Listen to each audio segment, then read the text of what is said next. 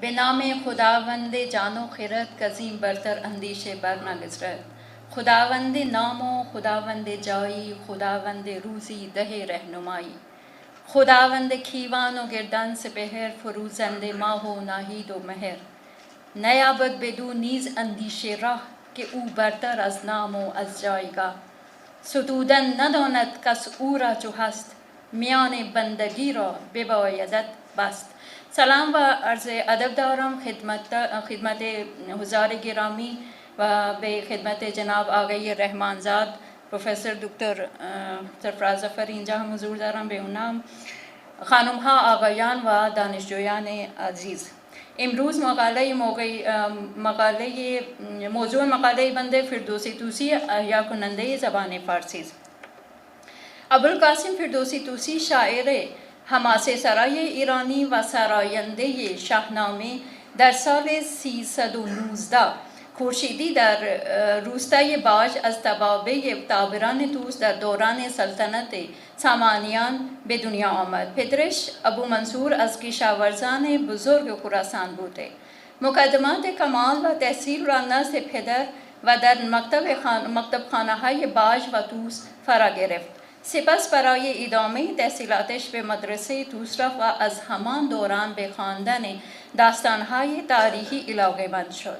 او در مدرسه با فردی به نام محمد بن حسن که بعد از شاعر شدن به نام دقیقی معروف شد هم اتاق و دوست شد که به مدت 40 سال با هم نشین بودند.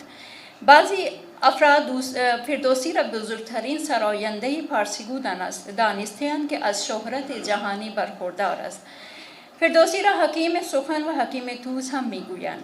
فردوسی در سال 370 یا 71 به نظم در آوردن شاهنامه را آغاز کرده بود و در اوایل این کار هم خود او ثروت و دارایی قابل توجهی داشت و هم برخی از بزرگان خراسان که در تاریخ ایران باستان علاقه داشتند به او یاری می‌کردند.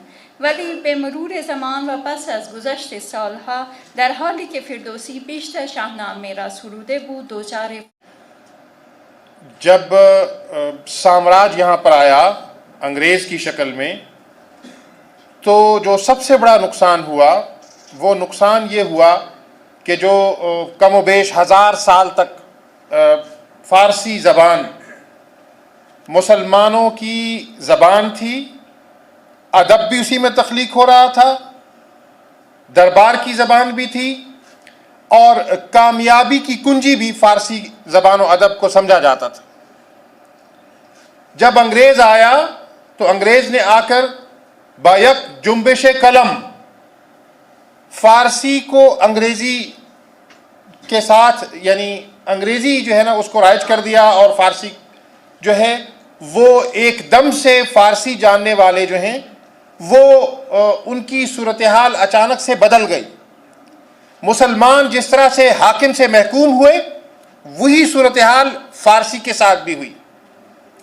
میں تاریخ کا طالب علم ہوں اور میں آپ کو مختصراً یہ بات بیان کرنا چاہتا ہوں کہ پاکستان میں آج جتنی جامعات ہیں اور وہ جہاں جہاں شعبۂ تاریخ ہیں وہاں پر اب میڈیول ہسٹری پر مسلم دور پر کام کرنے والے ایکسپرٹس موجود نہیں رہے۔ اب ہر جامعہ کے اندر modern period, British period, post modern period پر کام ہو رہا ہے۔ چونکہ اب ہمارے جو اساتذہ ہیں اور جو دانشجو ہیں، طالب علم ہیں، وہ دونوں گروم ہوئے ہیں انگریزی زبان میں، تو وہ اصل ماخذ کی طرف جا ہی نہیں پاتے۔ اب وہ اکبر نامہ ہو، منتخب التواریخ ہو یا تاریخ فیروز شاہی ہو، اس کے تراجم سے استفادہ کرتے ہیں۔